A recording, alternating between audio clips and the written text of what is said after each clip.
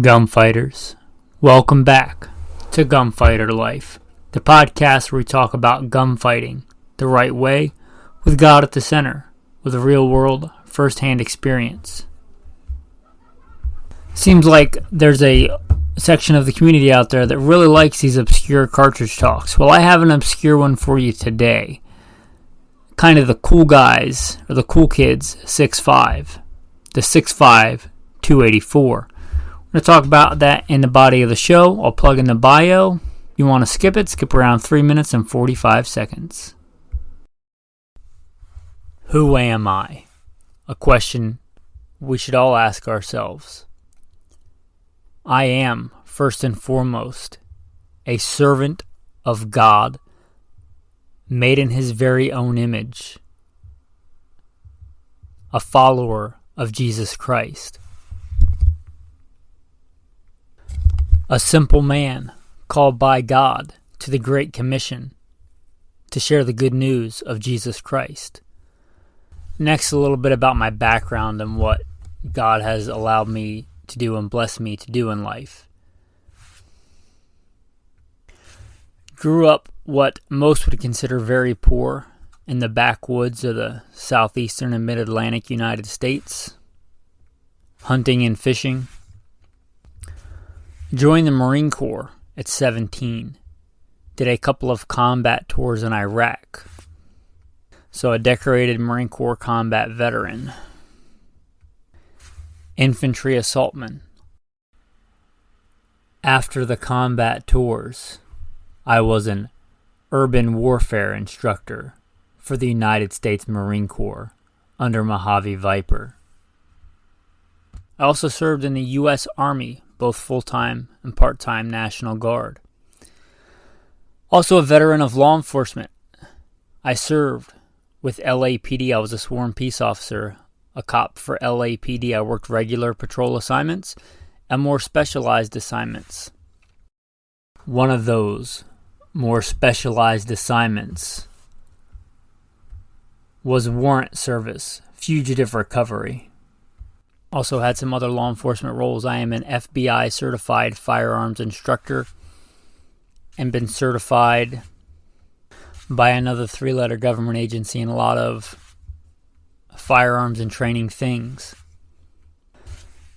I've also been a private contractor, worked in the private sector pertaining to tactics and gunfighting and protecting America from enemies foreign and domestic.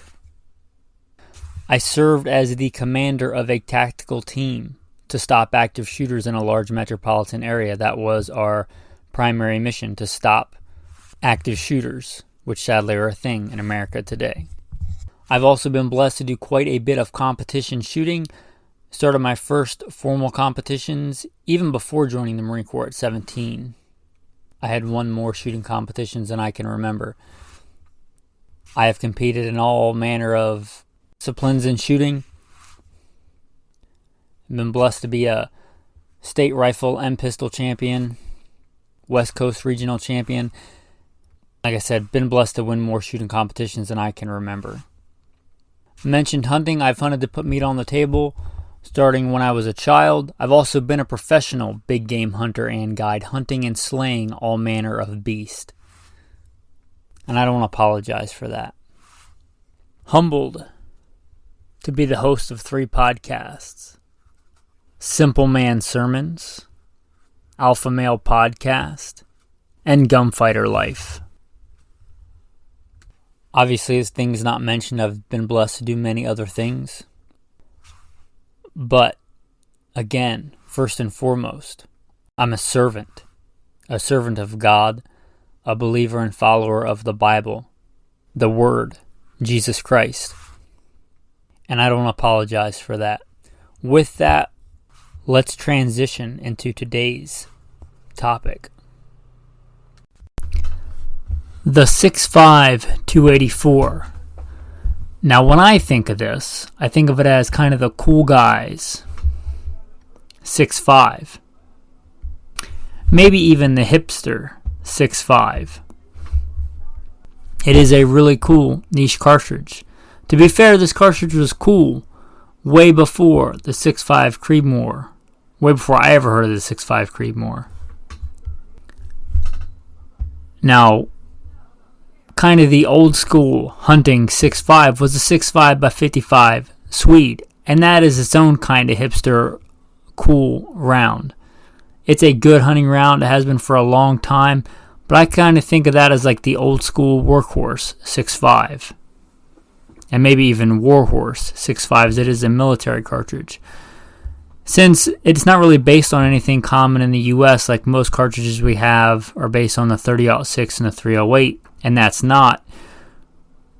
I think that's the big reason that 260 came about. The 260 is a 6.5. Basically think of it as a 308 neck down to 6.5. It's a good cartridge. For most practical hunting applications, you could even argue it's better than the 6.5 Creedmoor.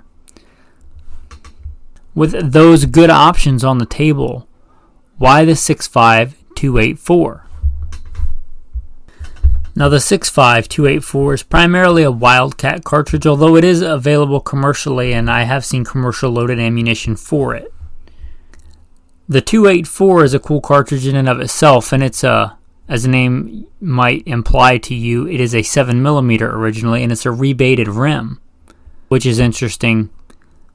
One of the few commercially adopted rounds with a rebated rim. Rebated rim just means that the rim is smaller than the case. This is useful if you want to use a common head size. I think the 50 GI also has this concept where you can still use a lot of the same parts as a 1911. You might see this on some of the bigger AR calibers where it's a rebated rim so you can still use the same bolt face, all that stuff. What that does in the case of the 6.5 284 is let you have more powder capacity than you would have in a 308 30-06 type case of the same length because you have a fatter container holding the powder and the same standard rim since it's rebated to let you have a standard 308 30-06 bolt face. It has a good reputation for long range accuracy, much as the Creedmoor did that came later, or at least became popular later. As this is primarily a Wildcat, I can't really give a good date as to when it came about. Now I just looked this cartridge up in Wikipedia to get some more information on it, and it's, I guess, the 6.5 by 284 Norma, with the place of origin being Sweden. And it gives a date of 1999. Now I don't know what that means. I don't know if that's when they commercialized it and gave factory loadings for it, or if it was wildcatted long before then. I'm not really sure. Again, this is a niche cartridge. And I looked up the Creedmoor, and it says that that was commercialized in 2007. So this predates that by 8 years.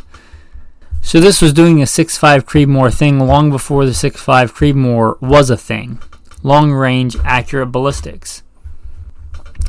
And where you're going to see this predominantly target shooting, custom-built target rifles, and out west, I remember it, I know it as being kind of the cool kids, really nice custom mountain rifle. Like if you want a really nice mountain rifle, you don't want it in 7 mag, and you don't want it in 260 Remington, or you don't want it in 280, which is probably what I would take it in, 280 Ackley Improved, which is another kind of cool guy around. But you want something different, something really good, high ballistic coefficient, really light and handy, really efficient without a lot of recoil, 6.5 by 284. And I think if you're looking today in the American market, that's most likely where you're going to find it. So if you're beating around a gun show or a gun store and you see a 6.5 284, it's probably a good gun just because the people that get those guns and buy those guns want good stuff. You don't just go to Walmart and buy a dirt cheap 6.5 284. So if you see a gun, it's probably, if you see one marked 6.5 284, it's probably a custom or semi-custom build with a good barrel and a good action. So on those reasons alone, I would say take advantage of that if it's a good price. Also, that parent case is really cool, that rebated rim, that fat case. It's known for being accurate and efficient. It's a good cartridge. It's not any kind of blistering speed or anything. It's not a Magnum by any stretch of the imagination. Reloading manual I have lists 140 grain at 2700 and 160 grain at 2500.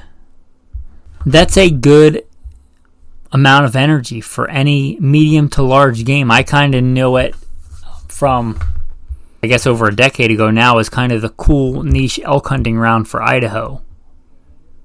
When I look on Wikipedia, it lists 142 grain at 2850 and 125 grain at 3K. I believe that is a little bit hotter than the 6.5 Creedmoor, although probably not enough to worry about. Now, I just looked up 6.5 by 284 on AmmoSeek. If you don't know about AmmoSeek, consider this your tactical tip of the day. It's kind of like Travelocity or one of those other search engines, but instead of airline tickets or hotel rooms, it's for ammo. So if you're looking for a specific ammo for a good price that's in stock, and in my experience, the search engine has been really good, AmmoSeek. But I just looked for the 6.5 284, and they did in fact have plenty of it. Factory loaded ammunition. So it's not super obscure. And in that case, I guess it cannot be called a Wildcat because it is commercially available. So what is or would the 6.5 284 be good for? Well, as I mentioned, if you find a good deal on the one, because it was a really niche, good cartridge, and it still is a good cartridge, but it was really kind of in a niche before the 6.5 Creedmoor came out 10 years ago or so. Well, I guess 15 years ago now. But if you find a rifle chambered in, it's probably a really good rifle. And rifles are individuals, but it's likely to be highly accurate. And if you hand load, not a big deal. And even if you need to buy factory ammo, if you're getting it in like a custom lightweight mountain rifle, you're probably not running thousands of rounds to it in like a tactical training class. So it might be good for that. What is it good for hunting? Pretty much anything. Just like the other 6.5s. The 6.5 by 55 Swede is known for killing moose all day long in Scandinavia.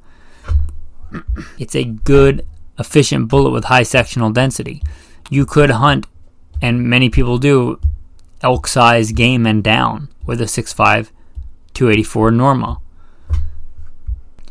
It would be good for that. It would be good for a lightweight mountain rifle, because I don't like magnums and mountain rifles. For a good lightweight rifle, hiking up and down the, grassy hills or the Hell's Canyon of Idaho. Or it would be a good pronghorn round for the plains of Wyoming or, any of those western states. It would surely be more than enough for coyote, wolf, any kind of that large predator hunting. It's flat shooting, it's efficient, and the popularity of the other 6.5s, the 6.5 Creedmoor, the 6.5 PRC, is only added to the availability of good 6.5 bullets. It took us in America a long time to recognize the potential of 6.5s. Again, the 6.5 by 55 Swede came out in the 1800s, and it's ballistically very similar to the 6.5 Creedmoor. It took us a long time, but we've embraced the 6.5 in the last, 15 years. There's a lot of new 6.5 cartridges out, and that's only going to help if you own a 6.5 by 284 because there's a lot of commonality there with bullet selection and technology going into it. It is a cool cartridge. It's going to, I believe, have quite a bit more powder capacity than the 6.5 Creedmoor without being a Magnum. So if that's kind of your thing, if that's kind of what you're looking for, it might be a good round.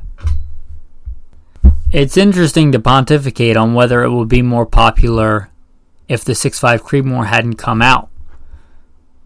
I think one thing that kills it is, if I remember correctly, it's not a true short action cartridge. It's kind of in this weird in between, like a 6.5 by 55 Swede, where it's not a long action, but it's not what we would call in America a standard action 308.